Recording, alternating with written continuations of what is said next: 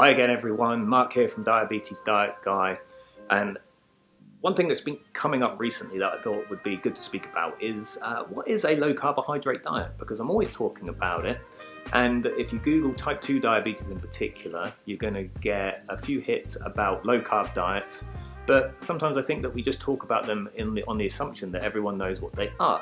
But lately, particularly in type 2 diabetes education, I've been finding that a few hands have been going up and saying, well, what is a low carb diet? Now, before we get going, I've just caught myself in the monitor here and I can see that for some reason my eye has gone like crazy. It's playing me up a little bit, so if I look a bit like, I don't know, Quasimodo or something, I do apologise, but anyway, I'll crack on. So, first of all, before we get into low carb diets, why don't we talk about what a normal carbohydrate diet is, or for lack of a better expression, normal carbohydrate. So if you look back historically in the guidelines, we're working off around 280 grams of carbohydrates per day, which sounds quite a lot if you know anything about diet. But then you start to work that out. So if we're working off 2,000 to 2,500 calories per day, which is generally the guidance for males and females, then all you need to do to work out the calories for carbohydrates is times the grams by 4.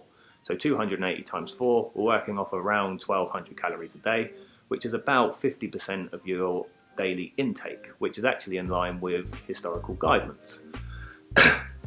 So when we're talking about carbohydrates as well, we're talking about the good carbohydrates, the slower releasing ones, the fibrous ones, the nutritious ones, the whole grains, the whole meals, the vegetables, beans, pulses, lentils, fruits. We're not talking about processed carbohydrates like white bread, white pasta, processed cereals, things like that. They don't give you good health outcomes.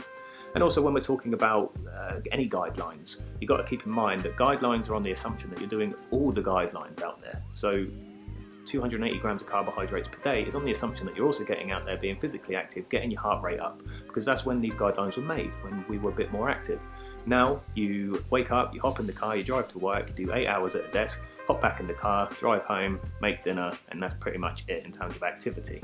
You know, I see a lot of patients that are averaging, 2,000 steps a day, which is quite low, and that's fine, but it just means then that the goalposts have moved. We need to reduce the carbohydrates. Then you throw type 2 diabetes into this equation, which shows us that then that person can't deal with carbohydrates as they previously could. So carbohydrates aren't the problem, it's the body's inability to deal with them. So then we need to start reducing the amount of carbohydrates going into the body. So the actual type 2 diabetes guidelines are low carb. Now, there's no true definition about what low carbohydrate is, but it hovers somewhere between 70 grams per day and 150 grams per day. So depending on how far you go with it, it's about half of what the normal guidelines are. So it's a lot less. Now, and this is one of the problems with the research actually with why low carb diets do low carb diets help, because there's no true agreed definition. All the studies use different amounts of carbohydrates, so you can't get true comparisons between them, which becomes frustrating. Nonetheless, I digress. So we're working off somewhere between 70 and 150 grams per day. Diabetes UK guidelines is to have people with type 2 diabetes aiming for around 100 to 150 grams. So that's what we tend to teach in type 2 diabetes education. So what does that actually look like? Well, as a very quick snapshot, because obviously I can't just get all the foods up here, if you're working off around a fist size of starch, and I've got tiny little hands, so obviously bigger people have bigger hands, but bigger people need more food. About a fifth size of starch, that would be, say, 1 or 2 portions depending on what you're having. So if you're aiming for between 4 and 6 of those portions a day, you're probably along the right path. So that would be maybe like 2 biscuits of two wheat biscuits, like Weetabix, or some cereal, a couple of slices of bread. So 1 slice of bread would probably be a portion, and then about a fifth size of carbohydrates at your main meal. That would be 1 or 2 portions, so 4 to 6. But of course, what that doesn't factor in when you're just doing it from starch is the extra carbohydrates that you'll be getting in your diet from vegetables, from fruit, from beans, pulses, lentils, even from milk and yogurts. They do have some carbohydrates, so it all starts to accumulate. And this is something I address in my dietary programs, particularly for type 2 diabetes, because what I've done is total it all up and then actually work out what that looks like. And then you have your green foods, which you can have as much as you want as, and then you've got the foods that you need to watch out for and moderate, but nothing's off limits. So that's something that I address, and that's something that you should be looking at as well.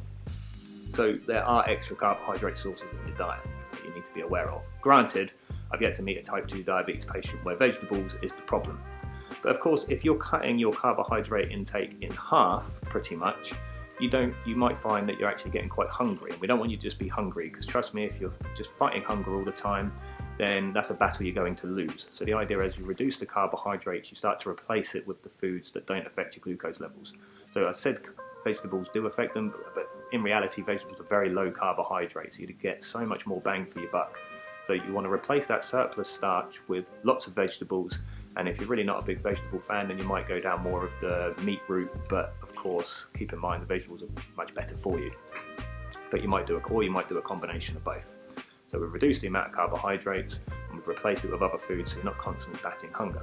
Now, why vegetables are good is because they also reduce the carbohydrate, but they also not only do they reduce the carbohydrate, they also reduce the amount of calories going into your diet. So it helps with weight loss, and we know that weight gain is one of the major causes of issues or developing type 2 diabetes. So it all lends itself quite nicely together.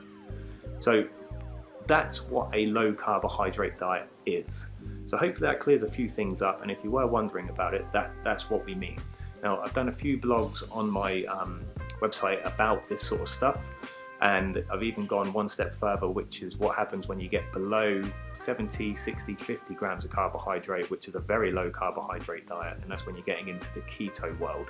Now, it's beyond the scope of this blog, but just know that that does have its pros and cons. If you want to find out more about that, go onto my site, Diabetes Diet Guide. And I think that's all I want to talk about, so I'll leave you to it and see you later.